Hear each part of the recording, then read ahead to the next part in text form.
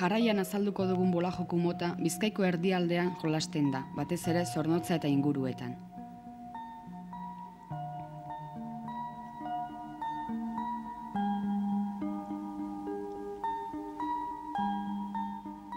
Bola joku mota hau eta Ailarakoa oso antzekoak dira, baina Bizkaiko bolatokiak badu ezaugarri bat Ailarakoak ez duena. Bolaren bidean, alboetako eta bukaerako goralditxoez gain, erdian ere oholtzatik arlosaraino beste goralditxo badago. Honek, bolaren bidea itxura aldatzeaz bat, kirolariaren trebetasuna agerian jartzen du.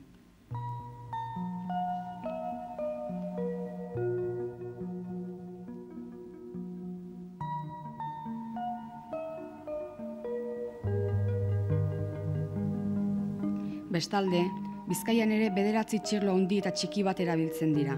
Baina Ailaran ez bezala, Bizkaian txirlo txikia zozketan asmatzaile gertatu den kirolariak nahi duen tokian jar dezake, bai arlosa gainean, bai kanpoan.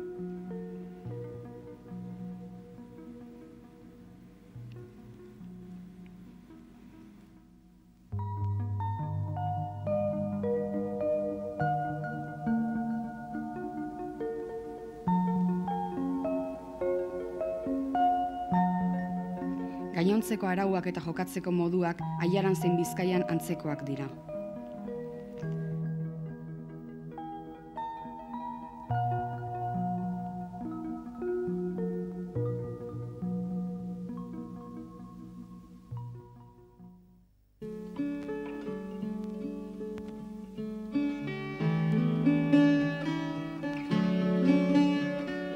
Eskuzulo deritzon bola jokua Gipuzkoan baino ez da jokatzen, eta Gipuzkoa barruan Goierri, Beterri eta Donostialdean.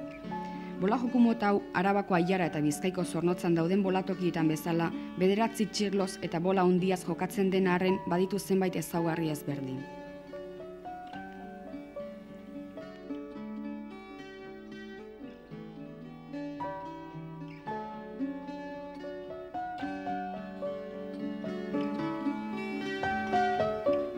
Ikus dezagun zer dioen eskuzuluaren araudiak. Bolatokiak 25 metroko luzera eta 1,5 metro zabalera izango ditu. Bolatokiaren lehenbiziko alderdia bolariaren esparrua da eta gutxienez 2 metroko luzera izango du. Hasierako ola hasten den gunean lurrean 2 peralte txiki jartzen dira kirolariaren abiada balaztatzeko.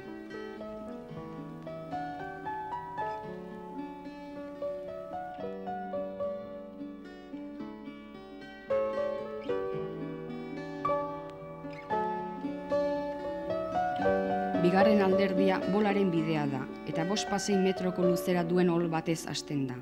Bideak lur gainean jarraitzen du. Oholaren muturretik 8 metrora bide erdian txaparro deritzon txirlo txiki bat jartzen da.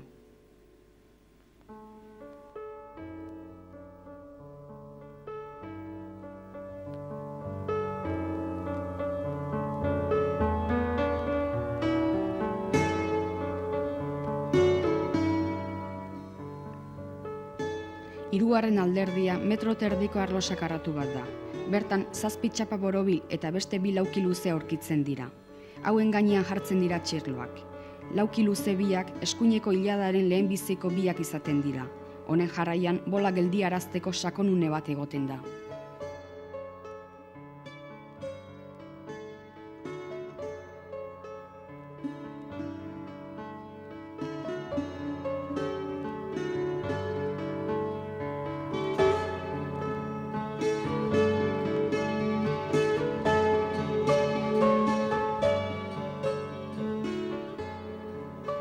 Bolariak nahi bezala bota dezake bola, baina ezingo du inolaz ere peraltetxoa oinaz pasa.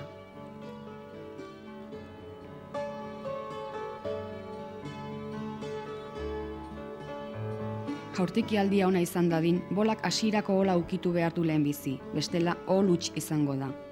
Jarraian bide erdian dagoen txirlo txikia jogabe haren eskuin aldetik iragan behar du arlosaraino. Azkenik, tanturik zenbatu nahi izan ezkero, txirlo bat bederen jo behar da.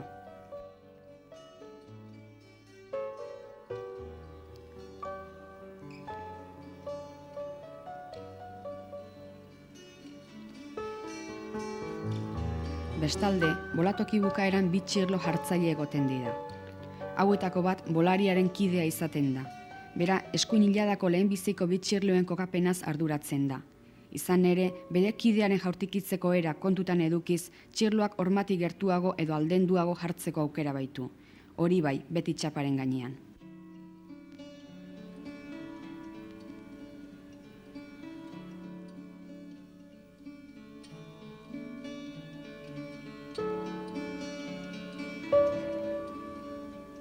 Botatako txirlo bakoitzak tantu bat balio du, eta bolari bakoitzak 6 edo 8 bola botatzen ditu.